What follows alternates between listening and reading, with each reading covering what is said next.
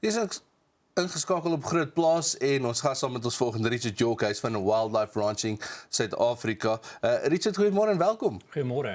So vertel ons gou 'n bietjie net die Hooggeregshof het bekragtig dat julle saak wat julle gestel het onwettig en die onwettige verbod oor die aanhou van springbokke op die springbokvlaktes. Wat presies was die hofsaak oor?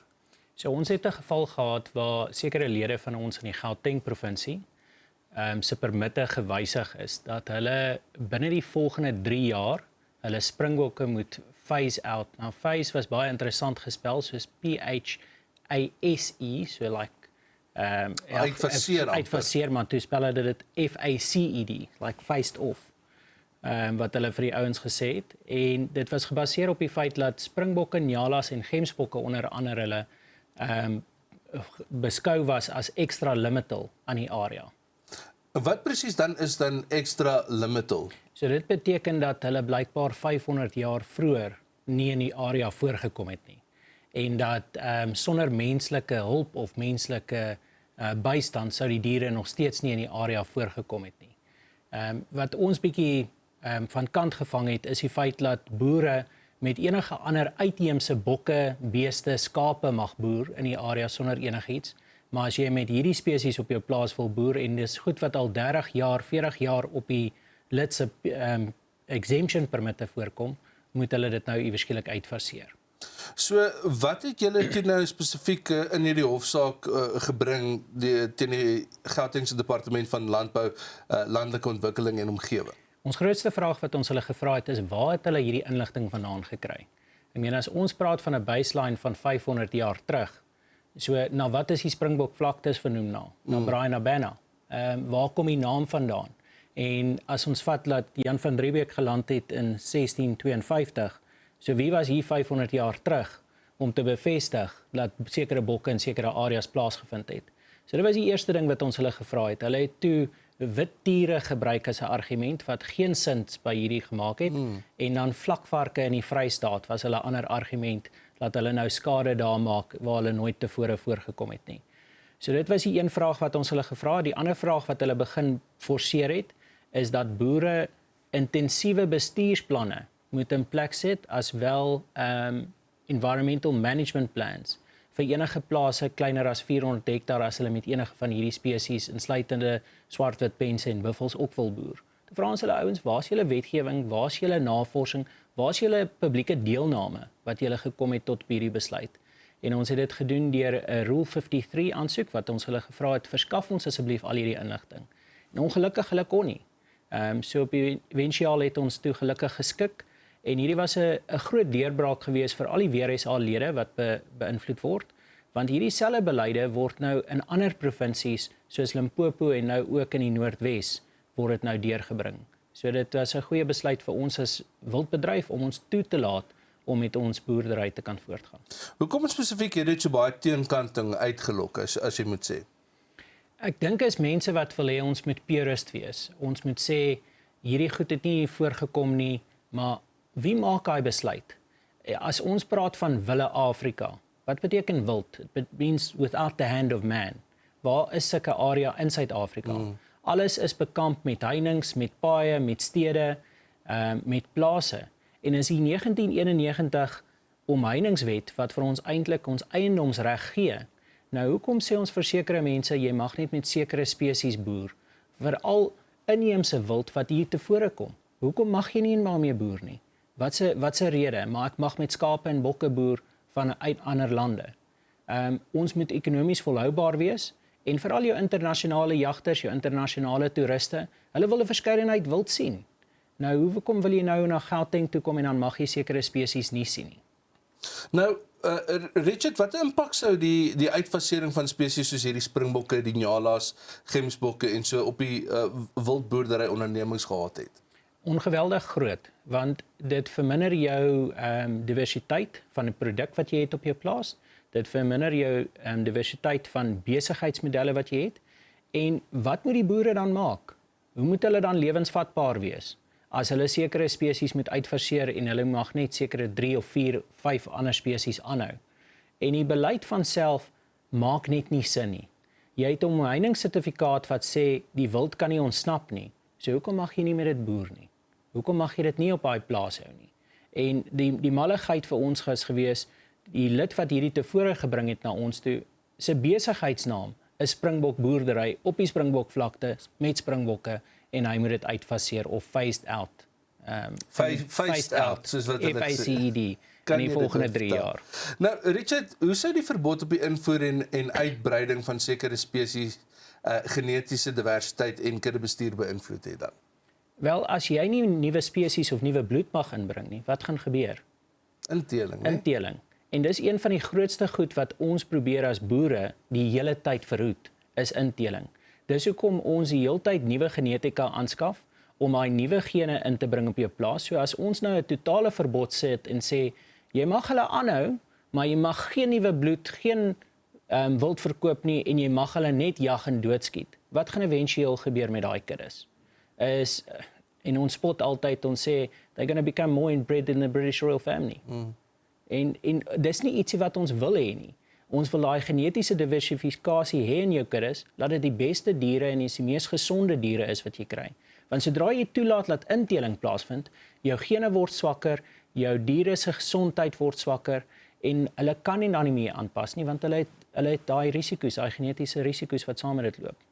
Voel julle dat daar is van die Gautengse departement af dalk 'n vendetta teen van hierdie boere wat die springbokke en die nyalas en so het, spesifiek in ons provinsie, of is dit iets wat ons landwyd sien? Ek sou nie sê dis 'n vendetta nie. Ek sou sê dat it's well-meaning.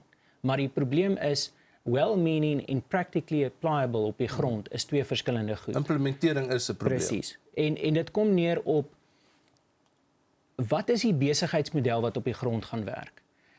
Dis maklik om te sê van 'n ivory tower, om te sê hierdie is die wetgewing wat ons moet toepas, maar waar word dit toegepas? As ons kyk na die permitstelsels is daar om diere te beskerm. Maar selfs in die Limpopo, al die provinsiale parke, as jy gaan kyk wat is die swart-wit pensnommers wat daar in daai parke nou voorkom, hulle is amper eintlik almal uitgewis. So die permitte werk nie. Die stelsels werk nie.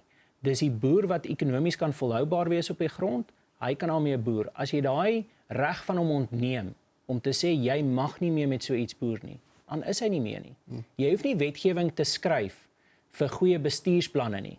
Want as ek nie goed bestuur nie, wat gaan gebeur met my plaas? Ek gaan bankrot speel. En as ek bankrot speel, dan gaan ek oorskakel na ietsie anders toe.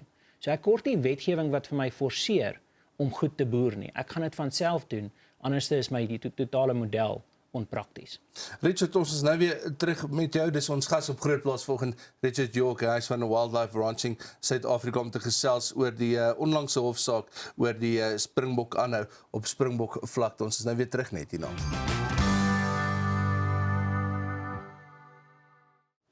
Welkom terug op Grootplaas. Ons gas saam met ons vanoggend Richard York, hy is van Wildlife Ranching Suid-Afrika.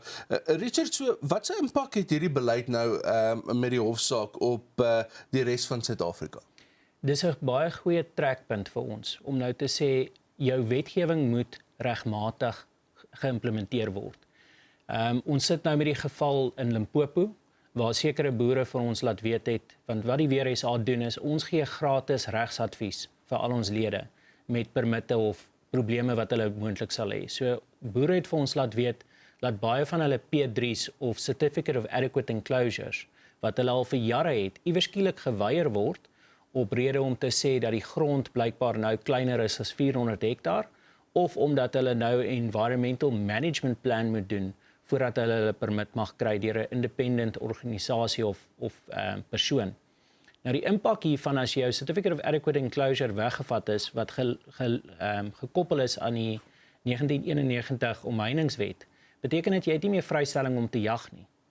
So jy ontneem die boer se reg om daai bestuur oor sy plaas toe te tree. En wat ons nou sien is wat se kapasiteit het die departement. So nou sê ons elke plaas wat kleiner is as 400 hektaar, jy moet vir elke dier wat jy graag wil jag of elke jagter moet jy nou na die departement toe gaan en 'n fisiese permit gaan kry vir daai jagter. En ons praat nou van kommersiële jag.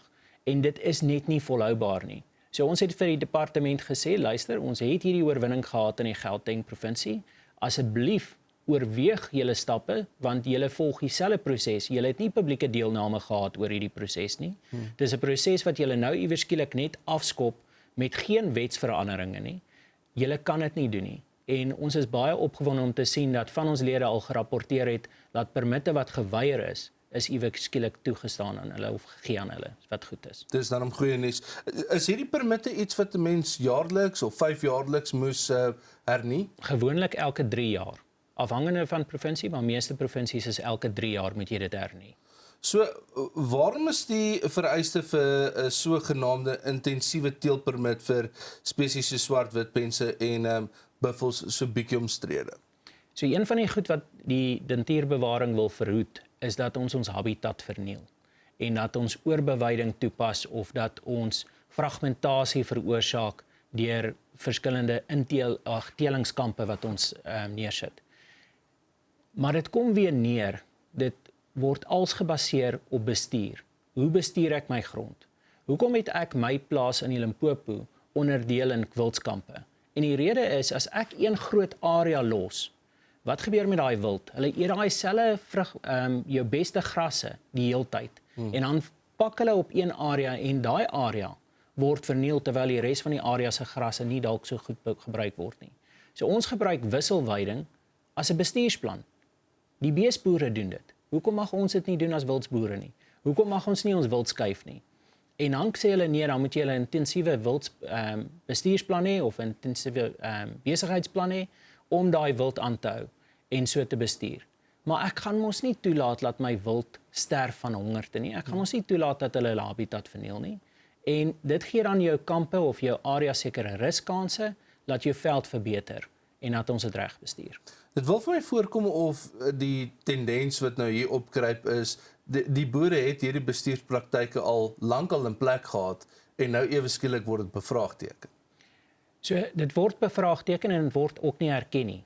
Ons het verwys vroeër na die swart-witpense wat iewers skielik wat hulle oorweeg nou om op tops te sit, threatened or protected species, as gevolg van die wilde swart-witpensnommers het gedaal.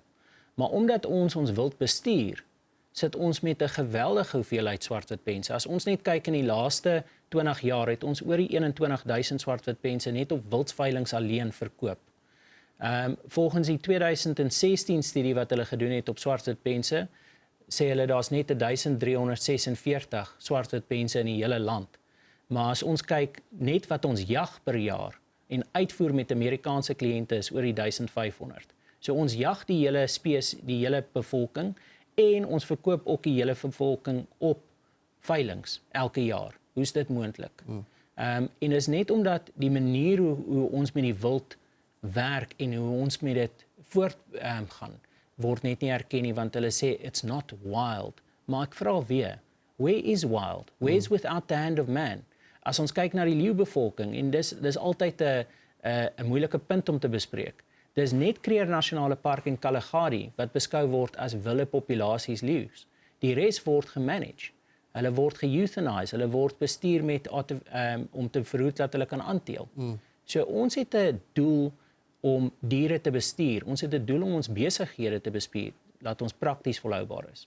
Richard, baie dankie vir julle tyd vanoggend en dankie ook vir wat julle by WR SA doen vir julle lede en vir natuurlik die hele wildbedryf ons waardeer het. Dis Richard York, Wildlife Ranching South Africa om te gesels oor die nuwe hofsaak, uitspraak wat hulle nou net gekry het as gevolg van die aanhou van springbok op die Springbok vlaktes. Dis al waarvoor ons tyd het vir Grootplaas vir vanoggend. So op jy dit saam met ons geniet en dan kyk ons weer môreoggend.